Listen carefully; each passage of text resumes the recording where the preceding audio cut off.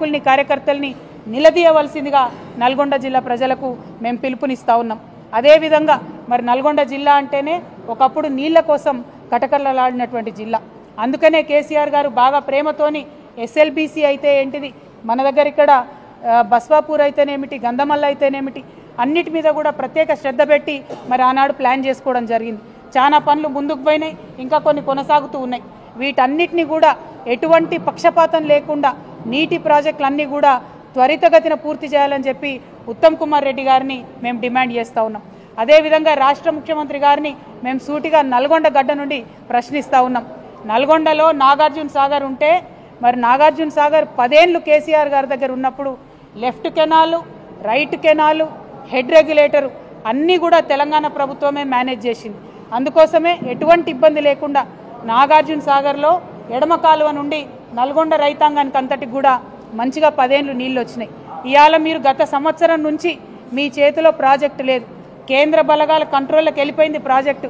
ఇవాళ మన తెలంగాణ ఇంజనీర్లు మరి కుడి కాలువ నుండి ఎన్ని నీళ్లు పోతున్నాయి కొలుద్దామని ఆ పక్కకు పోవాలంటే పోయే పరిస్థితి లేదు. రాణిస్తలేరు ఆంధ్రోళ్ళు, మన అధికారులనే పోతే కొట్టి కేసులు పెట్టేటటువంటి పరిస్థితి ఉన్నది. మరి ఇక్కడ ఇరిగేషన్ శాఖ మంత్రి ఇదే జిల్లా బిడ్డగా ఉండి నాగార్జున సాగర్లో అన్యాయం జరుగుతుంటే ఎట్లా చూస్తూ కూర్చుంటారని చెప్పి మేము ముఖ్యమంత్రి గారిని అడుగుతా ఉన్నాం, ఇరిగేషన్ శాఖ మంత్రి గారిని కూడా అడుగుతా ఉన్నాం. ఇంకా ఎంత దారుణంగా ఉంటుందంటే కాంగ్రెస్ పార్టీ యొక్క వైఖరి, ఈ యాసంగిలో మన నల్గొండ జిల్లాలో ఏదైతే కాళేశ్వరం నుంచి ఎస్ఆర్ఎస్పి నుంచి కాకతీయ కెనాల్ నుండి రావాల్సినటువంటి నీటిని ఇవ్వకుండా ఎందుకోసం ఇవ్వలే నీళ్లు, కేసీఆర్ కాళేశ్వరం కట్టిండ్రు, అది పని చేస్తలేదని చెప్పాలనేటటువంటి ఒక కక్షతో తప్ప ఇంకొకటి ఏం లేదు. కేవలం కేసీఆర్ ఆనవాళ్ళు లేకుండా చేయాలి. కేసీఆర్ అంటే కాళేశ్వరం గుర్తు రావద్దు, కేసీఆర్ అంటే యాదాద్రి గుర్తు రావద్దు, కేసీఆర్ అంటే థర్మల్ పవర్ ప్లాంట్ మనం ఇక్కడ పెట్టినటువంటిది గుర్తుకు రావద్దు. ఇదే ఆలోచనతో మీరు నీళ్ళు ఆపిన్రు. ఇక్కడ కాళేశ్వరం కింద 3,30,000 ఎకరాల నిండబెట్టిండ్రు. నాగార్జున సాగర్ కింద 1,20,000 పైచిలకు ఎకరాలు నిండబెట్టిండ్రు. నిజంగా సిగ్గుండాలి, రైతుల మీద పగ తీర్చుకుంటున్నారు మీరు.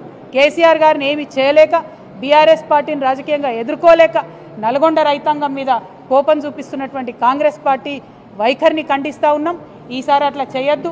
కాళేశ్వరం నుంచి వాటర్ లిఫ్ట్ చేయాలి, ఎస్ఆర్ఎస్పి నుండి కాకతీయ కెనాల్ నుండి టేల్ ఎండ్ వరకు వచ్చేటటువంటి వాటర్ ఖచ్చితంగా ఇవ్వాలని చెప్పి మేము డిమాండ్ చేస్తూ ఉన్నాం. తక్షణమే నాగార్జున సాగర్ ప్రాజెక్ట్ని మన కంట్రోల్లోకి తీసుకోవాలి.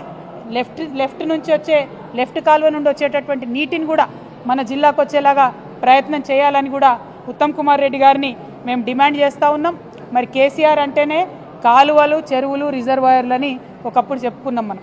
అట్లా కాంగ్రెస్ పార్టీ వారి వేగాన్ని అందుకోలేక, నీటి మీద అధ్యయనం చేయలేక, కృష్ణానదిలో కూడా మన వాటాను కాపాడలేనటువంటి పరిస్థితి అలా ఉన్నది.